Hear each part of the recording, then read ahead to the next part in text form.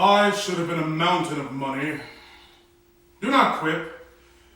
Indeed, I am in the waist, 2 yards about, but I am about no waste. No, I'm about thrift.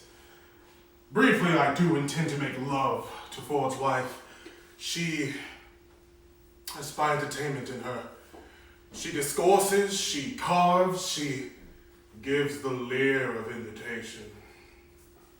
I can construe the familiar action of her style and the hardest voice of her behavior to be, I am Sir John Falstaff's.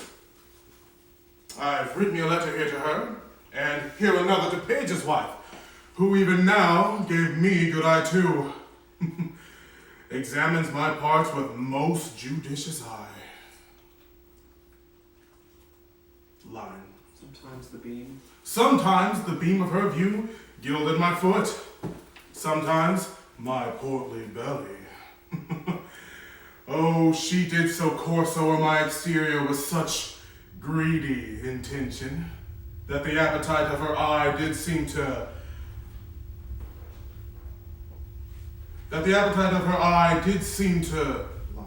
scorch me up like a burning glass. I have here another letter from Mistress Page. She bears the purse too. She is all gold and bounty. Line. I will be a cheater. I will be a cheater to them both, and they shall be bankers to me. They will be my East and West Indies, and I shall trade to them both. Here, a letter to Mistress Ford, and here a letter to Mistress Page. I shall thrive, lads. Oh, I shall thrive.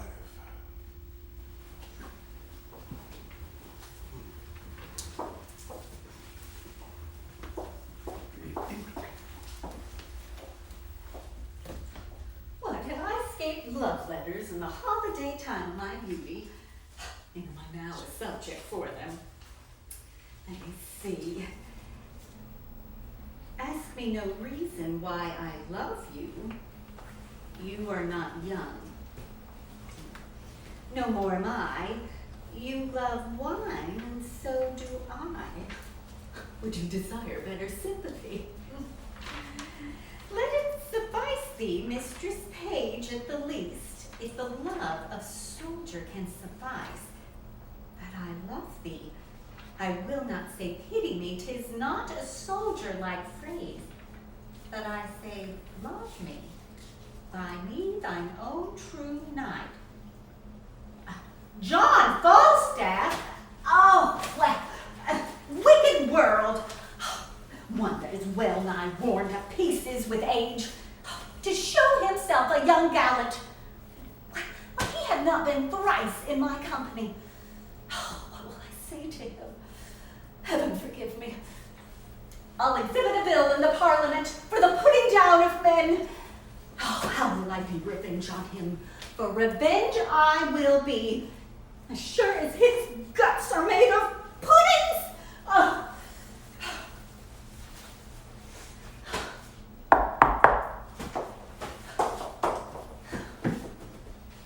Mistress Page, trust me, I was just coming to your house. Well, trust me, I was coming to you. You look very ill. I do not. I have that which would show the contrary. Faith, but you do in my mind. Oh, fine, I do then. But I say, I have that which would prove the contrary. Oh, Mistress Page, you must give me some counsel. Here, read. I shall think the worst of fat men for as long as I have an eye. How shall I be revenged on him? I think the best way were to entertain him with hope till he be melted in his own grease. Have you ever heard the like? Letter for letter, except that the name of Page and Ford differs. To thy great comfort in this mystery of ill opinions, here is the twin of thy letter. I warrant ye have 1,000 of these letters with blank spaces for different names. Why, it is the very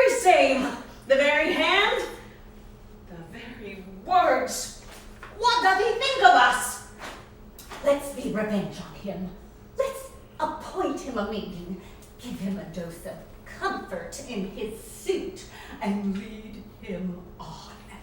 I am willing to act any villainy against him. Oh, that my husband might see this letter. It would give eternal food to his jealousy. Oh, here he comes. Oh, my good man, too.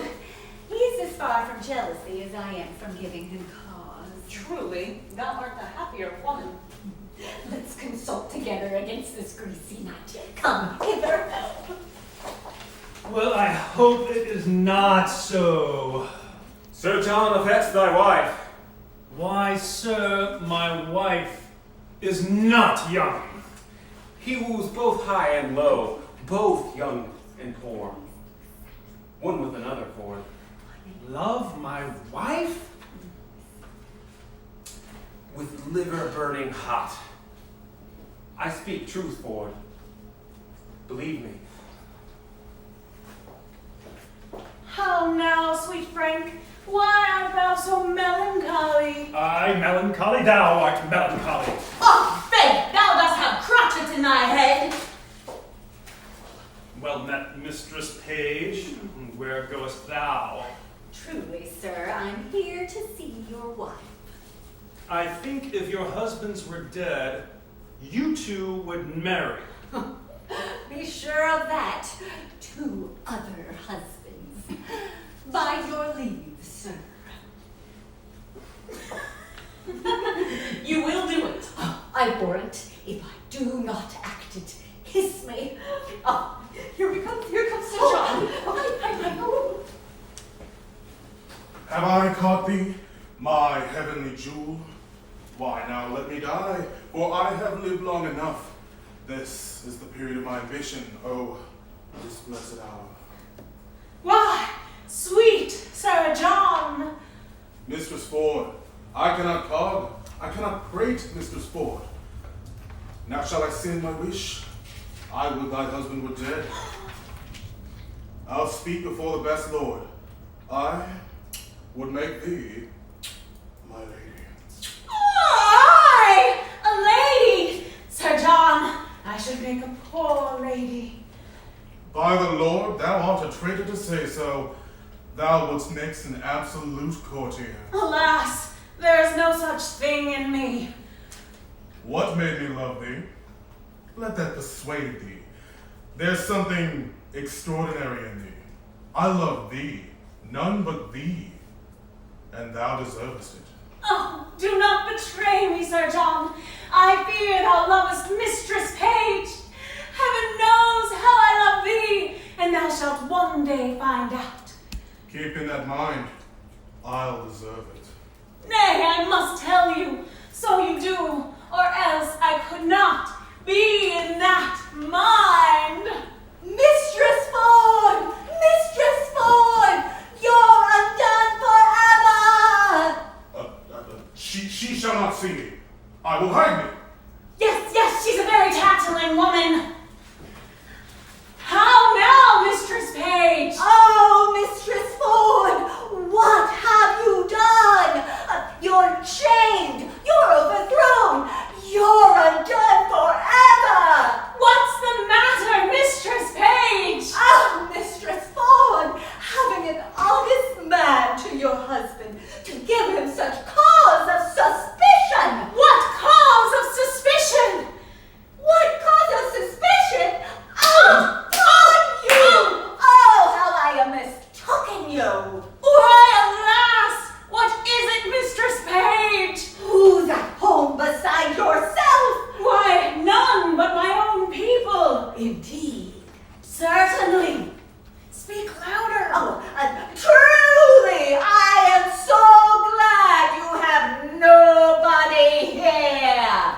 Why?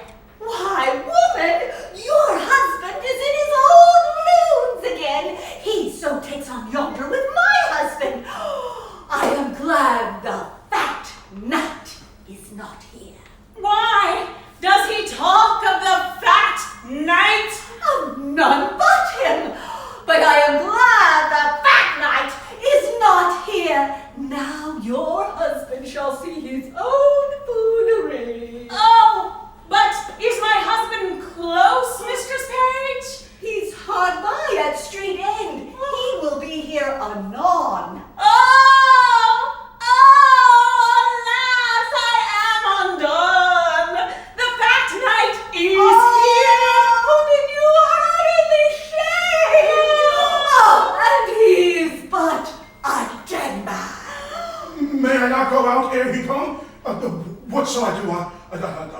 I'll creep into the chimney.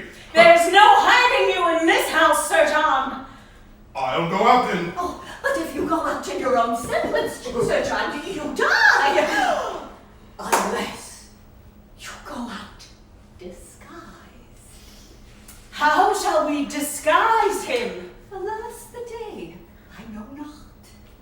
Good hearts, devise something, any extremity rather than a mischief. My maid's aunt, the fat woman of Brentford, has a gown upstairs. Ah, it will serve him. She's as big as he is. And there's her hat and her muffler too. Oh, run up, Sir John. Go quickly, put on the dress, and we shall be with you straight away. How I wish my husband would see him in this guise. He despises the fat woman of Brentford, has forbidden her our house, and has threatened to beat her. Heaven guide him to thy husband's cudgel, and the devil guide his cudgel afterwards. But is my husband close by? Oh, he will be here presently. Let's go dress him like the witch of Brentford. Go up, I shall bring some linen. Oh, dishonest varlet, we cannot misuse him enough.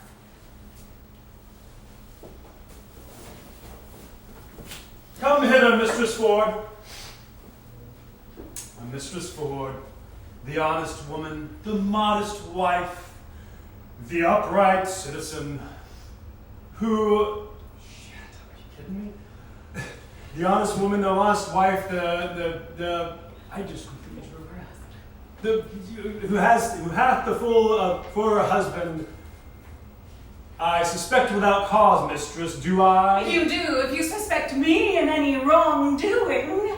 Well said, brazen face! Oh! Come forth, sirrah! Oh, aren't you ashamed? Let the clothes alone. I shall find you anon! If you find a man in there, he shall die a flea's death. Well, he is not here for whom I seek. No, nor anywhere else but in your brain. Only an old woman upstairs with Mistress Page. What old woman is this? Why, my maid's aunt, the fat woman of Brentford. A witch! A queen! An old cousining queen. Have I not made her my house? She comes of errands, does she? She works by spells, by charms, by the figure in such daubery as this. Come down, you witch, you queen, you hag, come down, I say! Nay, husband, you must not strike the old woman.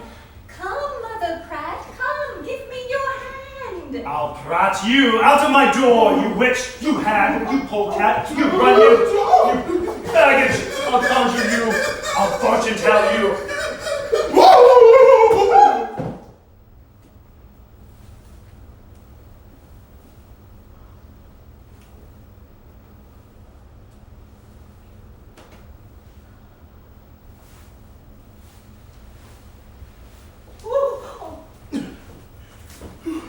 Out, I say! Out!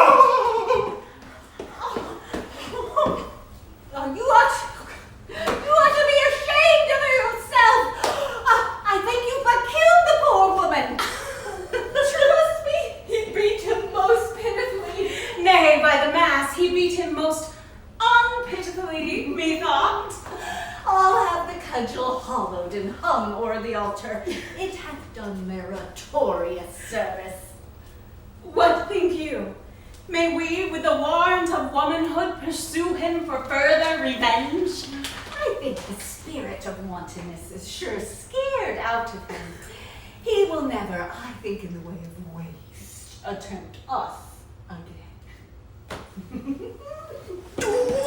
I'll get you out of my